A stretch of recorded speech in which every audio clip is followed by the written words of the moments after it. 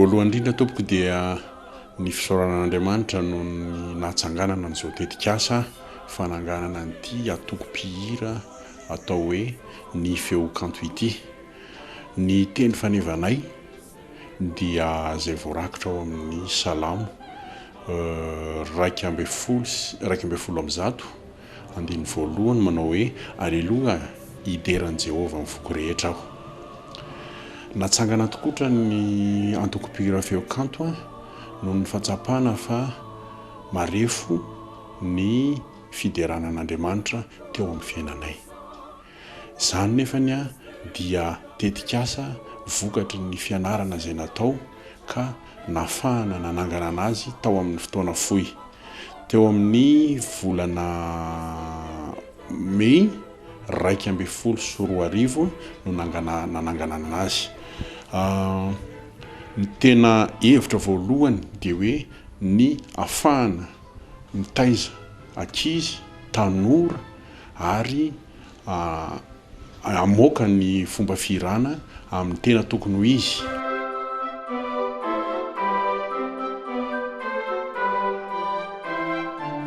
Vokatry ny fianarana izay natao ka rehefa vita izany fianarana izany dia asa fitoriana amin'ny alalan'ny hira no nofinidiko ho entina ampielezana ny vaovao mahafaly ary anambarana izany manerana ny tany.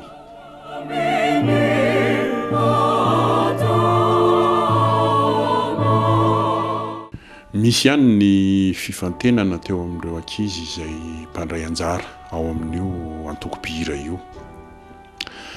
Nisy ny natsoina tamin'ny alalan'ny serasera reo izay mahay mihira amin'ny alalan'ny solfa aloha hatreto no nalaina anatevin-darana izay antoko-pihira izay. 5 izy no pihira ao amin'ny antoko-pihira feo kanto ankehitriny. Reo 5 reo aloha hatramin'izao no hitanay fa manaja ny fitsipika izay apetraky ny fitantanana ny feo kanto eo amin'ny alalan'ny firahana ny hira sy eo amin'ny fanajana ny fotoana, eo amin'ny fivavahana, eo amin'ny fanarahana ny paikady amin'izay fitoriana ho eritreretina atao.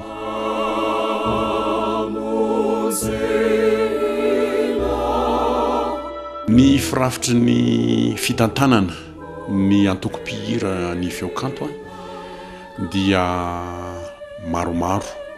Misy moa zany ny fitantanana ankapobeny izay tarihiko dia manana ekipa maro koa amin'io. Ohatra misy ny fitaterana, misy ny fandrahoana sakafon'ireo ankizy ireo raha manao déplacement ohatran'izany. Misy koa ny ao amin'ny lafiny ny hira izay tantanan'ny vadiko ihany no mitantana anazy.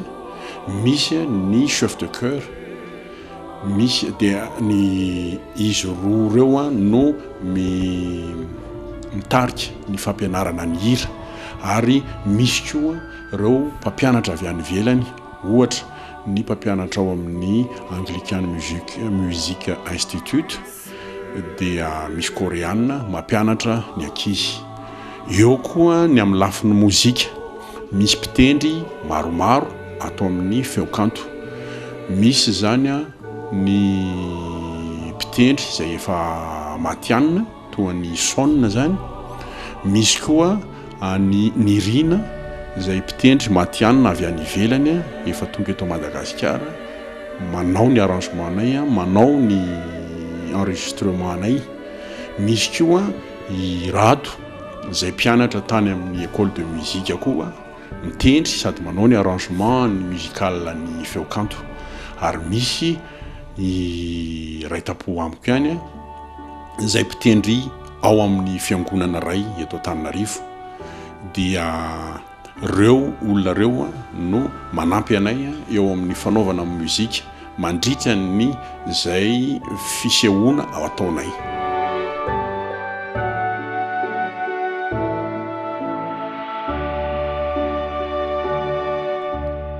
Ny karazan-kira zay ataonay dia ny gadona klasika atreto aloha no fantatray fa itoriana ny tenin'Andriamanitra. Misy koa ny gadona hafa toy ny bagasy, ny hira mahazatra antsika profane malagasy koa zany irainay koa fa amin'ny fomba klasika zany no iranay azy.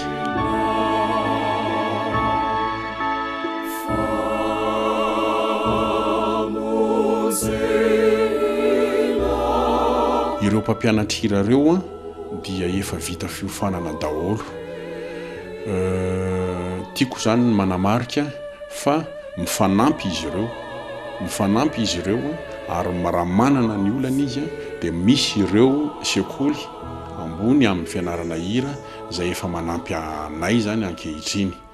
Misy zany namana vahiny toa ny Andriamatoa Gangozo zay tena miasa miaraka akaiky aminay ary mbola vonona anohy izany fiarahana miasa zany hatramin'ny farany satria missionnaire moa izy dia mifanojy ny diso manina ka dia itory no tanjona. Ny mpampianatra moa zany dia zay varak'izay voalaza zay fa manaraka fiofanana koa ary ireo ankizy koa dia misy ireo efa mianatra eny amin'ny école de musique amin'izao fotoana izao dia ireo école de musique manao ny hira klasika ihany no ianarany.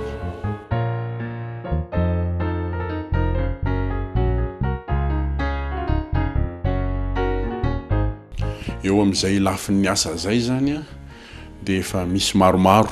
Raha heritaona no nitsanganan'ny antoko-pihira dia azo lazaina fa maro ny zavatra efa vitanay zany teo amin'ny lafin'ny fanelezana ny vaovao mahafaly.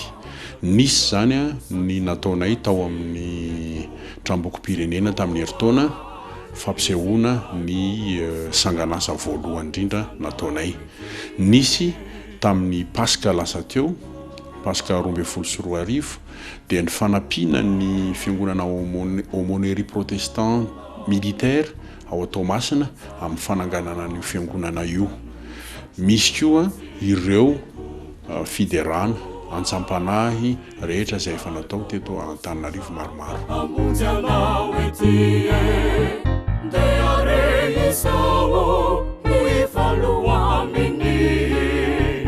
Ny vinavinan'asa moa dia ny itory mandrakariva any Jesosy Kristy. Ny vinavina zay efa raisinay isa-taona dia ny fanaovana fampisehoana ireo ny asa zay vitanay mandritry ny taona isaky ny volana Desambra.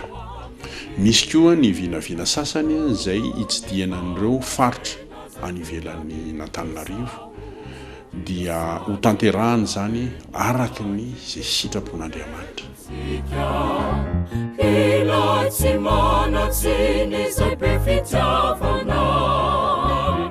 Misy tokoa ny fifampitezana ara-panahy ao anatin'ny feokanto samy milaza zay olana mahazo azy tsirairay ny ankizy ary dia misy ny fifampitondranam-bavaka zay ifanaovany ny mpikambana tsirairay amin'izany. Tsy adino mihitsy koa nefa ny fifampitondrana eo amin'ny fiainana andavanandro amin'ny maha olombelona andreo ankizy ireo dia manana olana koa izy ka dia misy koa zany zavatra zany ao anatin'ny feokanto.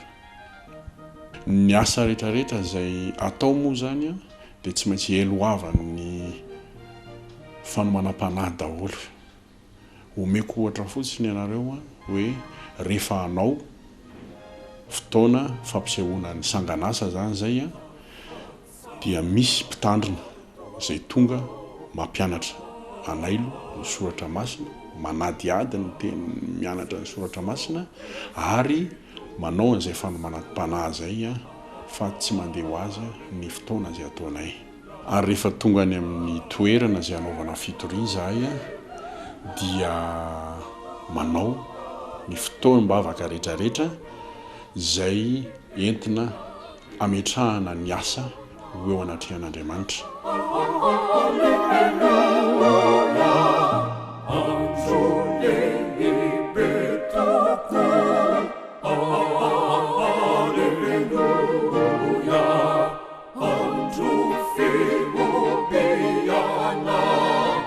Ny tena tanjona moa zany a dia ny ametrahana amin'ireo ankizy izay mambra sy ireo izay mpanotrona ny hoe ny fifankatiavana sy ny fanetretena no lehibe indrindra amin'ny asa izay atao, akoatra ny fitoriana izay atao amin'ireo olona ifanerasarana amin'izany fitoriana atao izay fanetretena izay zany a no zava-dehibe indrindra ho annay mpitarika mba ho ananan'ireo ankizy ireo amin'ny fiainany.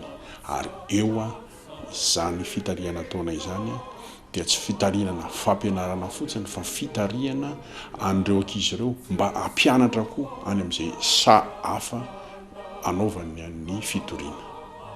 Ary fehany ihany koa dia ny fahavononanay andrisika an'ireo ankizy ireo sy andrisika ny tenanay ihany koa hiroso hatramin'ny farany, tsy mijanona tsony mihitsy ny feokanto fa ho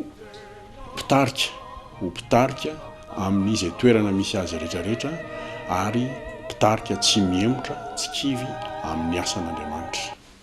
Ny asa ataonay moa zany dia tianay hielipatrana manerana an'izao tontolo izao. Eo ny eo ihany dia ny zavatra rehetra izay ataonay na manao antsapanany amina fiangonana ary zay dia efa mivoaka 2 minitra ao aorianan'ny avy tany hira iray dia efa mivoaka ny amin'ny Facebook ny zavatra événement nataonay. Misy manao isan'andro io page io amin'ny Facebook io ka dia mivoaka ara-dalàna isan'andro. Eo koa ny hira izay vitanay zany dia ho alefanay amin'ny Facebook, amin'ny YouTube ny zany hira rehetrarehetra vitanay zany ho fampielezana ny tenin'Andriamanitra sy ny vaovao mahafaly ho an'ny rehetra.